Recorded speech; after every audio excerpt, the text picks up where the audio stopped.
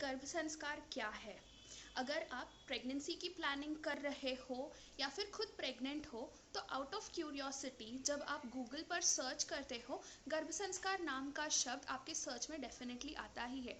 अगर वो आया भी हो या नहीं भी आया हो, आइए इस बारे में हम कुछ चीज़ें जानने की कोशिश करते हैं कि आखिर गर्भ संस्कार है। प्रेगनेंसी की प्लानिंग से लेकर डिलीवरी तक की प्रक्रिया को गर्भ संस्कार कहा गया है। अब प्रेगनेंसी की प्लानिंग का इम्पोर्टेंस ये होता है कि अत्यधिक गुणों वाला स्पर्म और एग यानी कि पुरुषांश और स्त्रियांश मिलकर एक सर्वगुण वाला गर्भ प्रदान करे। प्लानिंग का मतलब दोनों ही पार्टनर्स अपने अपने हेल्थ पर ज़्यादा ध्यान दें, रिक्वायर्ड टेस्ट्स करवाएं और फिर अपने शरीर को समझकर अगर चाहिए हो तो डॉक्टर की मदद लेकर उनको सही करने की कोशिश करें, ताकि वो जिस परेशानियों से जूझ रहे हैं, शारीरिक परेशानियों से, वही चीज़ों से उनका बच्चा ना जूझे।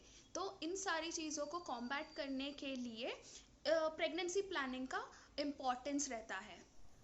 अब आते हैं प्रेगनेंसी के वक्त के गर्भ संस्कार के इम्पोर्टेंस के बारे में बात करते हुए कि प्रेगनेंसी तो ऑलरेडी आ चुकी है, यानी कि गर्भ तो ऑलरेडी बनना शुरू हो चुका है। तो इस समय में गर्भ संस्कार का इम्पोर्टेंस ये रहता है कि ये जो बढ़ने वाला गर्भ है, दोनों ही शारीरिक यानी कि उसकी इम्यूनिटी इम्प्रूव्ड रहे और मानसिक यानी कि इंटेलिजेंस उसका इम्प्रूव्ड रहे। इन दोनों एस्पेक्ट्स में हम लोग देखते हुए गर्भ संस्कार करते हैं। अब इन सारी चीज़ों के लिए आहार यानी कि डाइट, विहार यानी कि लाइफस्टाइल और औषध यानी कि रिक्वायर्ड मेडिसिन के अलावा ध्यान, योगा और फिर गर्भ संवाद के बारे में भी बात करते हैं।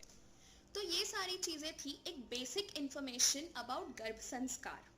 और गर्भ संस्कार को अगर लिटरल वर्ड्स में समझाया जाए तो वो है एक सही तरीका गर्भ के ग्रो होने का।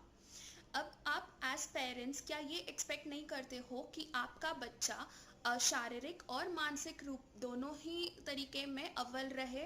तो ये पाने के लिए गर्भ संस्कार को अपनाना बहुत ही ज़रूरी होता है। तो आगे के वीडियोस में हम गर्भ संस्कार के बारे में और थोड़े डेप्थ में बात करेंगे। तो अंटिल देन, बाय बाय।